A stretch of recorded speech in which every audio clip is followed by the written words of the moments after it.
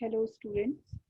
आज हम लोग डिस्कस करेंगे interaction of electromagnetic radiation by matter और ट्रांजिशन। मींस जो इलेक्ट्रोमैग्नेटिक रेडिएशन है उसका मैटर के साथ कैसे इंटरेक्शन हो रहा है और ट्रांजिशन किस तरीके का ट्रांजिशन जो है वो इन्वॉल्व होगा।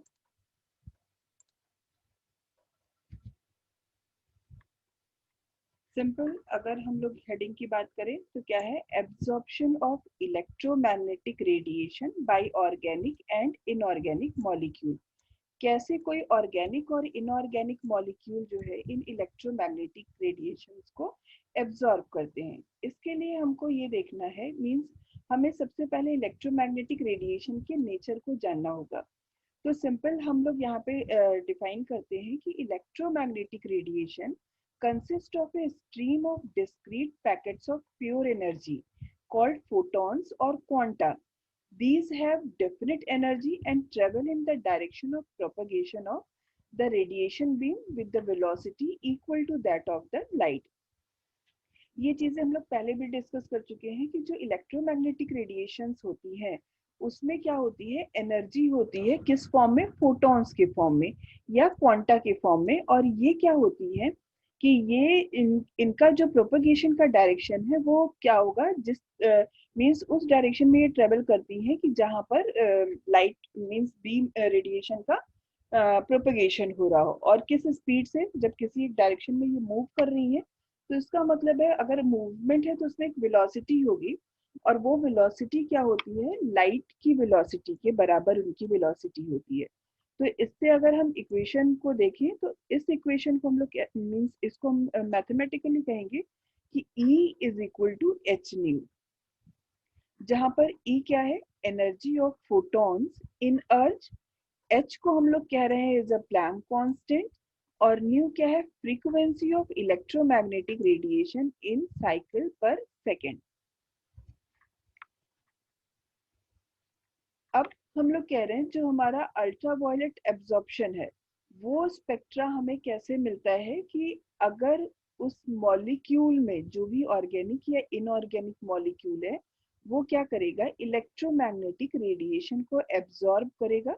तो उस मैटर में प्रेजेंट जो इलेक्ट्रॉन है या जो इलेक्ट्रॉन्स हैं वो क्या करेंगे, इन अल्ट्रावायलेट रेडिएशंस को एब्जॉर्ब करेंगे और क्या होगा, लोअर एनर्जी लेवल से वो हायर एनर्जी लेवल में मूव कर जाएंगे। मींस वो जो इलेक्ट्रॉन होंगे वो लोअर एनर्जी लेवल से हायर एनर्जी लेवल में मूव कर जाएंगे। और इसके लिए उन्हें कितनी एनर्जी चाहिए, मींस हर एक एनर्जी लेवल का अपना एक डिफिनिट एनर्जी होती है। मींस अगर हमें E1 से E2 तक जाना है तो इसके लिए हमें एनर्जी मींस उस इलेक्ट्रॉन को कितनी एनर्जी चाहिए, delta E is equal to E2 minus E1। Higher energy level से लोअर एनर्जी लेवल के एनर्जी का जो डिफरेंस आता है उसको, उतनी एनर्जी अगर किसी मॉलिक्यूल को किसी इलेक्ट्रॉन को मिल रही है तो वो क्या करेगा, उस एनर्जी को एब्जॉर्ब कर लेगा और एक एनर्जी लेवल से वो दूसरे एनर्जी लेवल में चला जाएगा। तो मींस किसी भी इलेक्ट्रॉन को प्रमोट होने के लिए, हायर एनर्जी लेवल में प्रमोट होने के लिए उसको एनर्जी जो चाहिए delta E is equal to H nu के बराबर चाहिए। अब जो एनर्जी उस मॉलिक्यूल ने एब्जॉर्ब की है उसका मेन फंक्शन क्या है, अभी हम लोग उसी चीज को डिस्कस कर रहे हैं कि उसका मेन फंक्शन क्या है कि ये मॉलिक्यूल के इलेक्ट्रॉन को ग्राउंड लेवल से हायर एनर्जी लेवल में ले जाए। तो सिंपल अगर हम लोग कह रहे हैं कि जो एनर्जी लेवल है, अगर हम मान रहे हैं कि E1 एनर्जी है जिसको कि हम लोग ग्राउंड लेवल की एनर्जी लेवल डिनोट कर रहे हैं और हायर एक्साइटेड स्टेट की एनर्जी को हम E1 से डिनोट कर रहे हैं, तो जो इनका डिफरेंस आएगा delta E is equal to E1 minus E0। अब इसमें क्या है जिसको हम कह रहे हैं एच न्यू से कह रहे हैं, इस एच न्यू की जगह पर हम इस ये भी रख सकते हैं कि पहले और प्रीवियस लेक्चर्स में हम लोगों ने कहा था कि velocity is the product of frequency and wavelength. ये चीज हम लोगों ने कही थी कि वेलोसिटी जो होगी वो प्रोडक्ट है किसका, फ्रीक्वेंसी और वेवलेंथ का। इस इक्वेशन से अगर हम फ्रीक्वेंसी को निकालें तो फ्रीक्वेंसी क्या होगी, frequency is equal to C upon lambda, ये वैल्यू एक हमारे पास आएगी। और इस फ्रीक्वेंसी की वैल्यू को हम इक्वेशन नंबर 1 में अगर रखते हैं तो हमें फाइनल इक्वेशन क्या मिलेगी, delta E is equal to E one minus E zero. इसमें हमने फ्रीक्वेंसी की वैल्यू रखी तो एच सी अपॉन लेमडा, ये इक्वेशन आई एच सी अपॉन लेमडा, जहां पर हम लोग कह रहे हैं कि H is a Planck's constant, C is velocity of light and lambda is the wavelength of the absorbed radiation. तो सिंपल, जब वो मॉलिक्यूल इस मींस अल्ट्रावायलेट विजिबल रेडिएशन को एब्जॉर्ब कर लेगा और कितनी रेडिएशन होगी, delta E is equal to H nu के बराबर की रेडिएशन को एब्जॉर्ब करेगा, तो वो मॉलिक्यूल जो है होमो से ल्यूमो में चला जाएगा, means highest occupied molecular orbital से लोएस्ट अनऑक्युपाइड मॉलिक्यूलर ऑर्बिटल में चला जाएगा, या दूसरे फॉर्म में हम कहें कि ये ग्राउंड स्टेट से एक्साइटेड स्टेट में चला जाएगा। अब हम लोग बार बार बात कर रहे हैं कि डेल्टा ई मिलना चाहिए, means delta E is equal to H nu की हम बात कर रहे हैं, तो ये डेल्टा ई जो है जिसको हम लोग कह रहे हैं delta E is equal to H nu, ये डेल्टा ई किन चीजों पे डिपेंड करता है, डेल्टा ई डिपेंड करता है कि जो इलेक्ट्रॉन्स हैं वो इलेक्ट्रॉन कितना टाइटली बॉन्डेड है, मींस जो बॉन्ड है उसमें कितना टाइटली बॉन्डेड है, उसी के अकॉर्डिंग जो है वो यूवी और विजिबल रेंज की रेडिएशन का एब्जॉर्प्शन होता है, उन बॉन्ड की स्ट्रेंथ के ऊपर डिपेंड करता है कि कितना अमाउंट या उन्हें कितनी एनर्जी चाहिए एक एनर्जी लेवल को छोड़ करके दूसरे एनर्जी लेवल में जाने के लिए। फॉर एग्जाम्पल, जैसे हम लोग कह रहे हैं कि सैचुरेटेड कंपाउंड, सैचुरेटेड कंपाउंड कौन से, CH4, C2H6, C3H8, ये सारे, जिसमें क्या है कि जो इलेक्ट्रॉन है वो क्या है, बहुत ही टाइटली बॉन्डेड है उस मॉलिक्यूल में। अगर टाइटली बॉन्डेड है और मॉलिक्यूल में क्या है, सिग्मा, मींस ऐसे ऐसा कंपाउंड है जिसमें सिग्मा बॉन्ड है, सिग्मा बॉन्ड हम लोग जानते हैं कि ये क्या होगा, टाइटली बॉन्डेड है, टाइटली बॉन्डेड है, सिग्मा बॉन्ड होगा, तो सिग्मा बॉन्ड जो है ये यूवी विजिबल रेंज की रेडिएशन को एब्जॉर्ब नहीं करेगा, इसे एब्जॉर्ब करने के लिए या हायर एनर्जी लेवल में जाने के लिए और ज्यादा हायर एनर्जी रेंज की रेडिएशन रिक्वायर्ड होगी। अनसैचुरेटेड कंपाउंड्स हैं, अनसैचुरेटेड कंपाउंड्स जैसे C2H4, C3H6 इस तरीके के हैं, तो इनमें जो इलेक्ट्रॉन्स है वो लूजली बाउंड होते हैं, मीन्स इन्हें कम एनर्जी मिलेगी तो क्या करेंगे, उसको उसे एब्जॉर्ब करके एक एनर्जी लेवल से दूसरे एनर्जी लेवल में मूव कर जाएंगे। तो इस तरीके के जो अनसैचुरेटेड कंपाउंड्स होते हैं उसमें इलेक्ट्रॉन लूजली बॉन्डेड होते हैं और फिर ये क्या करते हैं, इनका जो एब्जॉर्प्शन होता है वो विजिबल रेंज में एब्जॉर्प्शन होता है। ठीक, तो नीचे हम लोगों ने एक लाइन लिखी है, because electrons occupy definite orbital then the energy delta E and the frequency of light absorbed must have definite value. ठीक है, क्योंकि इलेक्ट्रॉन का अपना एक पर्टिकुलर ऑर्बिटल होता है और उस पर्टिकुलर ऑर्बिटल की अपनी एक एनर्जी होती है, तो इसलिए जो डेल्टा ई है और जो फ्रीक्वेंसी है लाइट के एब्जॉर्ब होने की, उनकी एक डेफिनेट वैल्यू होगी जो भी वो एब्जॉर्ब करेंगे। इसके लिए हम लोगों को मालूम है कि जो मॉलिक्यूल की टोटल एनर्जी होती है, जो किसी भी मॉलिक्यूल की एनर्जी होती है वो होती है सम किसका, सम इलेक्ट्रॉनिक स्पेक्ट्रोस्कोपी का, वाइब्रेशनल स्पेक्ट्रोस सॉरी इलेक्ट्रॉनिक एनर्जी का, वाइब्रेशनल एनर्जी का और रोटेशनल एनर्जी का सम होता है। इसके इन वजह से ही क्या होते हैं कि जो चेंजेस होता है किसी भी मॉलिक्यूल में वो 3 लेवल में चेंजेस होता है। अगर रोटेशनल रेंज की एनर्जी इन्वॉल्व है तो वहां पर क्या होगा, मॉलिक्यूल जो है वो केवल रोटेशन करेगा, मॉलिक्यूल में केवल रोटेशन होगा। वाइब्रेशनल लेवल की अगर एनर्जी इन्वॉल्व है तो वहां पर क्या होगा, मॉलिक्यूल जो है वाइब्रेशन लेवल में चेंज होगा, वाइब्रेट मींस वाइब्रेशन केवल वाइब्रेशनल लेवल का चेंज होगा। और इलेक्ट्रॉनिक एनर्जी अगर इन्वॉल्व है तो यहाँ पे क्या होगा, rotational changes followed by vibrational changes और देन इलेक्ट्रॉनिक चेंजेस। तो इसमें इसका मतलब है कि अगर इन चीजों को हम देखें तो हम कह रहे हैं कि सबसे ज्यादा जो एनर्जी है हमारे इलेक्ट्रॉनिक ट्रांजिशन के लिए चाहिए, फिर वाइब्रेशनल के लिए चाहिए और फिर रोटेशनल के लिए चाहिए। ठीक, जैसे यहाँ पे हम लोगों ने लिखा है on passing electromagnetic radiation in the ultraviolet and visible region through a compound with multiple bonds, a portion of radiation is normally absorbed by the compound.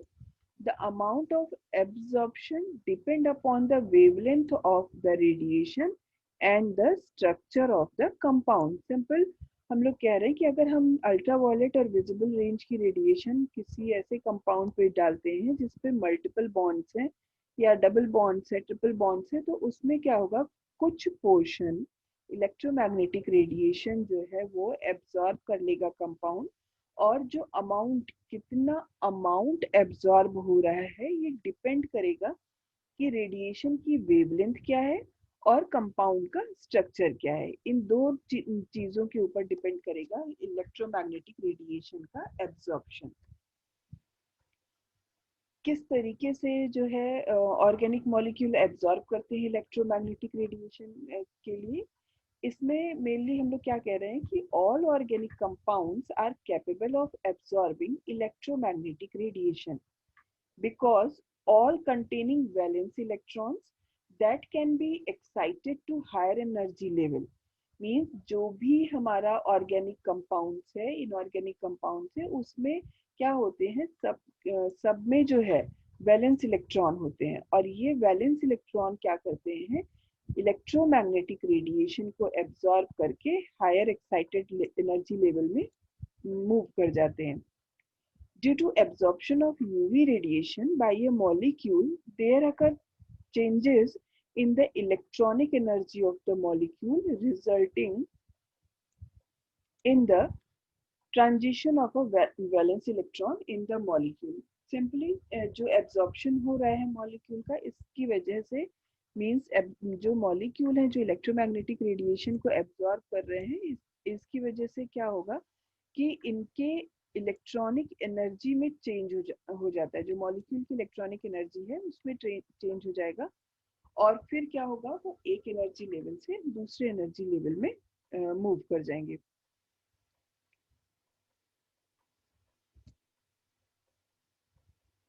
इसके लिए हमें ये जानना जरूरी है कि हमारा जो मॉलिक्यूल है वो उसमें कितने तरीके के बॉन्ड्स प्रेजेंट है या कितने तरीके के इलेक्ट्रॉन प्रेजेंट है। इसके लिए हम लोग कहते हैं, जैसे हमने फर्स्ट पॉइंट लिखा है, those that participate directly in bond formation between atoms and are associated with more than one atom, means एक तो उस तरीके के इलेक्ट्रॉन्स होंगे जो बॉन्ड फॉर्मेशन में डायरेक्टली इन्वॉल्व है एटम्स के बीच में और दो से ज्यादा एटम से कनेक्टेड है। दूसरा होगा जो नॉन बॉन्डिंग है, नॉन बॉन्डिंग इलेक्ट्रॉन है या अनशेयर्ड आउटर इलेक्ट्रॉन्स हैं, जो कि क्या होगा, लार्जली लोकलाइज्ड होंगे, जैसे कि ऑक्सीजन हो गया हमारा, सल्फर हो गया, नाइट्रोजन हो गया और हेलोजेंस हो गया। तो इस बेसिस पर अगर हम देख रहे हैं तो तीन तरीके के मॉलिक्यूल्स हैं, सॉरी इलेक्ट्रॉन्स हैं, जिसमें हम लोग कह रहे हैं सिग्मा इलेक्ट्रॉन, पाई इलेक्ट्रॉन और नॉन बॉन्डिंग इलेक्ट्रॉन। ठीक, सिग्मा इलेक्ट्रॉन हम लोग कह रहे हैं कि the electrons associated with saturated bonds are known as sigma electrons. Sigma electrons are located in sigma bonds, जो इलेक्ट्रॉन्स जो है सैचुरेटेड बॉन्ड से एसोसिएटेड होंगे उनको हम लोग सिग्मा इलेक्ट्रॉन कहते हैं, और जो सिग्मा इलेक्ट्रॉन है ये मेनली किस में होंगे, सिग्मा बॉन्ड में होंगे। जैसे एग्जाम्पल में हम लोग ले, C single bond C, C H, O H, ये सारे जो है इसमें इनकी बॉन्डिंग में सिग्मा बॉन्ड इलेक्ट्रॉन है। अगर इस बॉन्ड के बीच में हम देखें तो सिग्मा बॉन्ड इलेक्ट्रॉन है, और सिग्मा इलेक्ट्रॉन्स जो होते हैं बहुत ही टाइटली बंधे होते हैं एक दूसरे से, तो इसलिए जो अल्ट्रावायलेट रेंज की रेडिएशन है, ये अल्ट्रावायलेट रेंज की रेडिएशन या विजिबल रेंज की रेडिएशन जो है सफिशिएंट नहीं होती है इसमें इनके अट्रैक्शन को ब्रेक करने के लिए, मींस हाईली स्ट्रांगली बॉन्डेड होते हैं ये, तो इसलिए जो सिग्मा, अगर सिर्फ सिग्मा इलेक्ट्रॉन्स इन्वॉल्व है, सिग्मा बॉन्ड है, तो यूवी विजिबल रेंज की रेडिएशन इसको, इस अट्रैक्शन को कम नहीं कर सकती है और इसमें ट्रांजिशन पॉसिबल नहीं होगा. The amount of energy produced by ultraviolet and visible radiation is insufficient to excite electrons in sigma bond. तो मीन्स वो इतने टाइटली बॉन्डेड होते हैं कि जो अल्ट्रावायलेट और विजिबल रेंज की रेडिएशन है वो इनसफिशियंट है इन इलेक्ट्रॉन्स को एक्साइट करने के लिए, मीन्स कि लोअर एनर्जी लेवल से हायर एनर्जी लेवल में ले जाने के लिए. तो इसका मतलब ये हुआ कि वो कंपाउंड्स जिसमें सिग्मा बॉन्ड होंगे वो यूवी विजिबल रेंज की रेडिएशन को एब्जॉर्ब नहीं करेगा.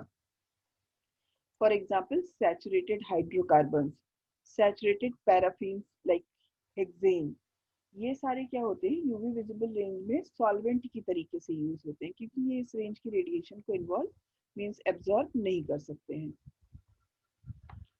फिर जो मॉलिक्यूलर ऑर्बिटल है, जो मॉलिक्यूलर ऑर्बिटल है एसोसिएटेड है सिंगल बॉन्ड से, उसको हम लोग कहते हैं सिग्मा ऑर्बिटल. और जो इसका करस्पॉन्डिंग हायर एनर्जी ऑर्बिटल होता है उसको हम लोग मींस इसमें जो इलेक्ट्रॉन्स इन्वॉल्व होते हैं उसको हम लोग बोलते हैं सिग्मा इलेक्ट्रॉन्स. फिर सेकंड है हमारा पाई इलेक्ट्रॉन. पाई इलेक्ट्रॉन्स क्या है, these electrons are involved in unsaturated compounds such as alkene, alkynes और एरोमेटिक कंपाउंड्स. पाई बॉन्ड्स, जैसे ये पाई बॉन्ड्स होगा, इसमें इसमें पाई बॉन्ड्स होगा. तो जो सिग्मा सॉरी जो पाई बॉन्ड है ये वीक बॉन्ड होते हैं, सिग्मा बॉन्ड के कंपैरेटिवली ये वीक बॉन्ड होते हैं. और जो यूवी रेंज की जो रेडिएशन आ रही है वो रेडिएशन को ये क्या करते हैं, पाई इलेक्ट्रॉन्स जो है वो एब्जॉर्ब कर लेते हैं और एक्साइट हो जाते हैं और लोअर एनर्जी लेवल से ये हायर एनर्जी लेवल में मूव कर जाते हैं. तो सिंपली जो अनसैचुरेटेड बॉन्ड्स हैं जिसमें 4 इलेक्ट्रॉन्स होते हैं, 4 इलेक्ट्रॉन्स मतलब कि 2 पाई इलेक्ट्रॉन होंगे और 2 सिग्मा इलेक्ट्रॉन्स होंगे. 2 पाई इलेक्ट्रॉन और 2 सिग्मा इलेक्ट्रॉन, या ये हम कह सकते हैं कि जो वो मॉलिक्यूल जिसमें 2 तरीके का मॉलिक्यूलर ऑर्बिटल होगा. एक सिग्मा मॉलिक्यूलर ऑर्बिटल होगा corresponding to 1 pair of bonding electrons और एक पाई मॉलिक्यूलर ऑर्बिटल होगा corresponding to other pair of electrons. फिर होता है हमारा तीसरे तरह का जो इलेक्ट्रॉन है वो नॉन बॉन्डिंग इलेक्ट्रॉन है जिसको हम एन इलेक्ट्रॉन कहते हैं, जैसे कि नाइट्रोजन है, ऑक्सीजन है, सल्फर है. ये क्या है हमारे, ये इस तरीके के इलेक्ट्रॉन्स हैं जो क्या होते हैं, नॉन बॉन्डिंग इलेक्ट्रॉन्स होते हैं. मेनली जो नॉन बॉन्डिंग इलेक्ट्रॉन्स होंगे ये बॉन्डिंग में इन्वॉल्व नहीं होंगे. मॉलिक्यूल में जो एटम्स है, एटम्स के बॉन्डिंग में इन्वॉल्व नहीं होंगे, लेकिन ये वहाँ पर प्रेजेंट होते हैं. नाइट्रोजन है, ऑक्सीजन है, सल्फर है इस केस में. तो जो एन इलेक्ट्रॉन है और पाई इलेक्ट्रॉन है ये दोनों ही बहुत लूजली अरेंज होते हैं as compare to sigma bonds. तो जो नॉन बॉन्डिंग इलेक्ट्रॉन है इनको सबसे कम एनर्जी की रिक्वायरमेंट होती है एक एनर्जी लेवल से दूसरे एनर्जी लेवल में जाने के लिए. तो अगर हम इलेक्ट्रॉन के एनर्जी लेवल की बात करें तो सिग्मा इलेक्ट्रॉन्स जो है सबसे ज्यादा स्ट्रॉन्ग होंगे, उसके बाद पाई इलेक्ट्रॉन होगा और उसके बाद नॉन बॉन्डिंग इलेक्ट्रॉन होगा. जैसे ये सारे हम देख रहे हैं इसमें ये क्या है, ये हमारा जो है नॉन बॉन्डिंग इलेक्ट्रॉन्स, ये नॉन बॉन्डिंग इलेक्ट्रॉन्स, ये नॉन बॉन्डिंग है, ये नॉन बॉन्डिंग है, ये नॉन बॉन्डिंग है. तो ये सारे क्या है, नॉन बॉन्डिंग है. और मेनली अगर हम ट्रांजिशन को जब आगे हम लोग डिस्कस करेंगे तो उसमें हम देखेंगे कि जो नॉन बॉन्डिंग इलेक्ट्रॉन्स हैं इनमें 2 तरीके का ट्रांजिशन होता है. एक तो पाई इलेक्ट्रॉन्स की वजह से n2 पाई स्टार ट्रांजिशन, और एक सिग्मा इलेक्ट्रॉन की वजह से जिसको हम लोग कह रहे हैं n2 सिग्मा स्टार ट्रांजिशन. तो अब हम यहाँ पर हम लोग बात करेंगे ट्रांजिशन की. ट्रांजिशन कितने तरीके का होता है. ट्रांजिशन मीन्स जो बॉन्डिंग इलेक्ट्रॉन है वो हायर अपने एंटी बॉन्डिंग इलेक्ट्रॉन में मूव कर जाएगा. तो जिसमें हम लोग कह रहे हैं कि अगर सिग्मा बॉन्ड है, सिग्मा बॉन्ड है और पाई बॉन्ड है तो इनका बॉन्डिंग ऑर्बिटल होगा और इनका एंटी बॉन्डिंग ऑर्बिटल होगा. और जो नॉन बॉन्डिंग इलेक्ट्रॉन है वो यहाँ पर प्रेजेंट होगा. इसको और आगे हम लोग समझेंगे. सिंपल यहाँ से हम लोग कह रहे हैं कि हमें 4 तरीके का ट्रांजिशन मिल रहा है। एक हम लोग कह रहे हैं sigma to sigma star transition, ये चीज। फिर हम लोग कह रहे हैं N to sigma star transition, फिर पाई से पाई स्टार ट्रांजिशन और एन से पाई स्टार ट्रांजिशन। किस तरीके से हो रहा है? जब अगर हम कह रहे हैं सिग्मा बॉन्डिंग इलेक्ट्रॉन, सपोज यहाँ पर सिग्मा बॉन्डिंग इलेक्ट्रॉन है, ये लोअर एनर्जी लेवल है, इसने इलेक्ट्रोमैग्नेटिक रेडिएशन को एब्जॉर्ब किया और ये एक्साइटेड होकर के सिग्मा एंटी बॉन्डिंग में चला गया। तो इस तरीके के ट्रांजिशन को हम लोग कहते हैं sigma to sigma star transition, sigma to sigma star transition. अगर कोई इलेक्ट्रॉन है जो कि किस में है, आपका ऐसे मॉलिक्यूल से अटैच्ड है जिसमें कि सिग्मा बॉन्ड है और वो नॉन बॉन्डिंग इलेक्ट्रॉन है, तो वो नॉन बॉन्डिंग इलेक्ट्रॉन जो सिग्मा बॉन्ड से एसोसिएटेड है वो अगर एनर्जी एब्जॉर्ब करता है और anti bonding sigma star anti bonding में चला जाता है, तो हमें यहाँ पे कौन सा ट्रांजिशन मिलता है? N to sigma star transition. अब अगर कोई इलेक्ट्रॉन है जो पाई बॉन्डिंग में इन्वॉल्व है, पाई बॉन्डिंग में इन्वॉल्व है और जब उसने इलेक्ट्रोमैग्नेटिक रेडिएशन को एब्जॉर्ब किया तो वो मूव कर जाएगा पाई एंटी बॉन्डिंग ऑर्बिटल में, या जिसको हम लोग कहेंगे पाई का हायर एनर्जी लेवल। तो यहाँ पे हमें कौन सा ट्रांजिशन मिलेगा? पाई टू पाई स्टार ट्रांजिशन मिलेगा। अब अगर कोई नॉन बॉन्डिंग इलेक्ट्रॉन है जो पाई बॉन्ड के साथ एसोसिएटेड है, पाई बॉन्ड के साथ एसोसिएटेड है, तो वो क्या होगा? Non bonding anti means non bonding orbital से वो पाई स्टार एंटी ऑर्बिटल की तरफ मूव कर जाएगा हायर एनर्जी। तो यहाँ पर क्या मिलेगा? N to pi star bonding, और जिसमें ये हमें 4 तरीके का ट्रांजिशन मिल रहा है। सिग्मा टू सिग्मा स्टार जिसमें हमने इसको देखा, N to pi star, pi to pi star और एन टू पाई स्टार, जिसमें हम लोग कहते हैं कि एनर्जी सबसे ज्यादा एनर्जी रिक्वायर्ड होगी किसमें? Sigma to sigma star transition में, उसके बाद एन से सिग्मा स्टार ट्रांजिशन में, फिर पाई से पाई स्टार ट्रांजिशन में और फिर एन से पाई स्टार ट्रांजिशन में। क्योंकि सिग्मा बॉन्ड जो है सबसे ज्यादा स्ट्रॉन्ग बॉन्ड है, इसलिए जहां पर भी ये नॉन बॉन्डिंग जो है सिग्मा बॉन्ड के साथ लगा है तो इसको comparatively pi to pi star और एन टू पाई स्टार उसके कंपेरिजन में इसको ज्यादा एनर्जी चाहिए। तो इसलिए हमारा जो एनर्जी लेवल का सीक्वेंस जो होता है वो इस तरीके से एनर्जी लेवल का सीक्वेंस होगा। सिंपल ये चीज हम लोगों ने देखी कि हमें कितने तरीके का इलेक्ट्रॉन के बेसिस पे और उनके ट्रांजिशन के बेसिस पे कितने तरीके का ट्रांजिशन मिल रहा है। Sigma to sigma star transition, n to sigma star transition, pi to pi star transition और N to pi star transition, जिसमें उनका अरेंजमेंट किस तरीके से होगा? इस तरीके से अरेंजमेंट होगा। मीन सबसे ज्यादा एनर्जी किस ट्रांजिशन में लगेगी? सिग्मा को सिग्मा स्टार ट्रांजिशन प्रोड्यूस करने में सबसे ज्यादा एनर्जी लगेगी। फिर सबसे ज्यादा एनर्जेटिक इलेक्ट्रोमैग्नेटिक रेडिएशन किसको चाहिए? फिर एन से सिग्मा स्टार के लिए। फिर उसके बाद थर्ड नंबर पे एनर्जी जो चाहिए पाई से पाई स्टार ट्रांजिशन के लिए, और फिर lastly N to pi star transition के लिए। अब अगर हम डिटेल में बात करें कि सिग्मा से सिग्मा स्टार ट्रांजिशन क्या है, मींस सिंपल हम देख रहे हैं कि जब sigma bonding electron electromagnetic radiation को एब्जॉर्ब करता है और सिग्मा एंटी बॉन्डिंग ऑर्बिटल में चला जाता है, जिसको हम हायर एनर्जी लेवल कह रहे हैं, तो ये हमारा क्या होता है? सिग्मा से सिग्मा स्टार ट्रांजिशन। और इसके लिए जो एनर्जी जो होती है बहुत ही हाई एनर्जी रिक्वायर्ड होती है, मींस 150 nm से और भी ज़्यादा जो है उसकी शॉर्ट वेवलेंथ की रेडिएशन उसको रिक्वायर्ड होती है। और ये इसलिए क्योंकि सिग्मा बॉन्ड्स जो है बहुत ही स्ट्रॉन्ग बॉन्ड्स होते हैं, मीन्स सिग्मा इलेक्ट्रॉन्स को बहुत स्ट्रॉन्ग इलेक्ट्रॉन्स बोलते हैं, तो उनको बहुत ही हाई फ्रीक्वेंसी की रेडिएशन चाहिए होती है। मेनली जो ये एनर्जी होती है ये 85 किलो कैलोरी पर मोल की होती है, और ये एनर्जी जो है ये सिर्फ फार यूवी या वैक्यूम रेंज में अवेलेबल है।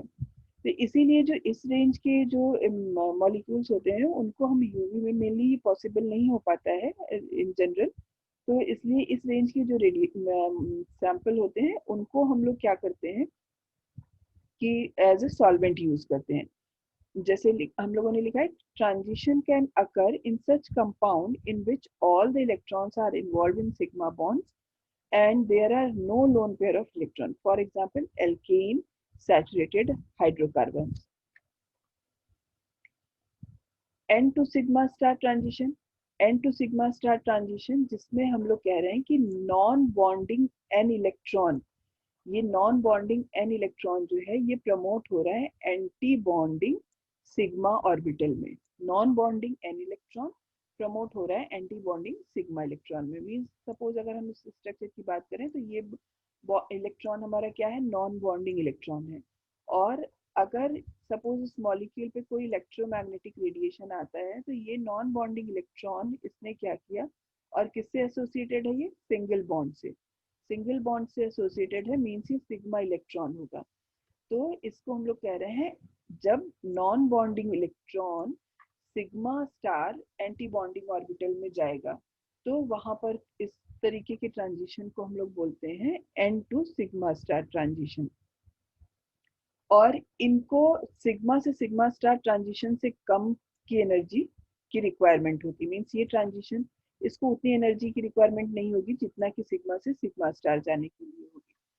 तो इस और मेनली इनका जो पीक होती है 180 से लेकर के 250 के बीच में मिलती है। तो मेनली कौन कौन से कंपाउंड होते हैं, जैसे एल्कोहल हो गया, ईथर हो गया, सल्फाइड्स हो गया, डाइसल्फाइड्स हो गए, ये सारे जो क्या होते हैं ये एन से सिग्मा स्टार ट्रांजिशन देते हैं। और जो सिग्मा से सिग्मा स्टार ट्रांजिशन है ये ट्रांजिशन क्या होता है, सेंसिटिव होता है हाइड्रोजन बॉन्डिंग के लिए। हाइड्रोजन बॉन्डिंग मेनली क्या करती है कि ये एब्जॉर्प्शन को शॉर्टर वेवलेंथ की तरफ शिफ्ट कर देती है। पोलर सॉल्वेंट जो होते हैं ये एब्जॉर्प्शन मैक्सिमा को शॉर्टर वेवलेंथ की तरफ शिफ्ट कर देते हैं। फिर नेक्स्ट है हमारा पाई टू पाई स्टार ट्रांजिशन। इसको हम के बैंड भी कहते हैं। और पाई टू पाई स्टार ट्रांजिशन में जो पाई इलेक्ट्रॉन है इसका प्रमोशन होता है पाई स्टार एंटी बॉन्डिंग। जो पाई इलेक्ट्रॉन है इसका प्रमोशन होगा pi star anti bonding orbital में। और इसमें मेनली वो कंपाउंड्स आएंगे जैसे अनसैचुरेटेड सेंटर्स हो, जिसमें जैसे एल्कीन है, एरोमेटिक कंपाउंड्स है, एल्काइंस है, कीटोन्स हैं, ये सारे जो होंगे ये हमारे पाई टू पाई स्टार, जैसे C double bond C, C triple bond C, ये सारे जो होते हैं ये हमारे pi to pi star transition होते हैं। फिर इसके बाद आता है हमारा N to pi star transition, जिसको हम लोग आर बैंड भी बोलते हैं। इसमें क्या होता है कि जो नॉन बॉन्डिंग एन इलेक्ट्रॉन होता है ये प्रमोट हो जाता है पाई एंटी बॉन्डिंग से। मींस ऐसा कोई इलेक्ट्रॉन होगा जो कि डबल बॉन्ड से, मींस नॉन बॉन्डिंग इलेक्ट्रॉन होगा जो कि डबल बॉन्ड से एसोसिएटेड होगा। इसको सबसे कम एनर्जी की जरूरत होती है इस तरीके के ट्रांजिशन को। और मींस इसमें क्या होता है कि इसको फॉरबिडन भी हम लोग कहते हैं, एक तरीके से फॉरबिडन ट्रांजिशन। और यहाँ पे क्या है, जो फॉरबिडन ट्रांजिशन होता है एक तरीके से इसको हम लोग कहते हैं forbidden transition is a result of the excitation of one electron from the lone pair present on the heteroatom to an anti-bonding pi orbital, for example C double bond O। अब सिंपल ये structure हम लोग यहाँ पर इसलिए mention कर रहे हैं कि इससे हम क्लियर कर सकें। जैसे ये सिंगल बॉन्ड है C सिंगल बॉन्ड C, इसका मतलब है यहाँ पर sigma to sigma star transition होगा। ये C डबल बॉन्ड C है तो यहाँ पर क्या होगा, पाई से पाई स्टार ट्रांजिशन है। अगर C डबल बॉन्ड O है तो यहाँ पे क्या ट्रांजिशन होगा, O है, मींस यहाँ पर हो सकता है नॉन बॉन्डिंग इलेक्ट्रॉन हो, तो N से सिग्मा स्टार भी हो सकता है, N से पाई स्टार भी हो सकता है, और पाई से पाई स्टार भी हो सकता है। जैसे ये स्ट्रक्चर है CHHCHO, तो इसमें क्या है, सिग्मा इलेक्ट्रॉन भी प्रेजेंट है, सिग्मा इलेक्ट्रॉन भी प्रेजेंट है, पाई इलेक्ट्रॉन भी प्रेजेंट है, और नॉन बॉन्डिंग इलेक्ट्रॉन है। मींस इसमें तीनों तरीके के इलेक्ट्रॉन जो है वो प्रेजेंट है।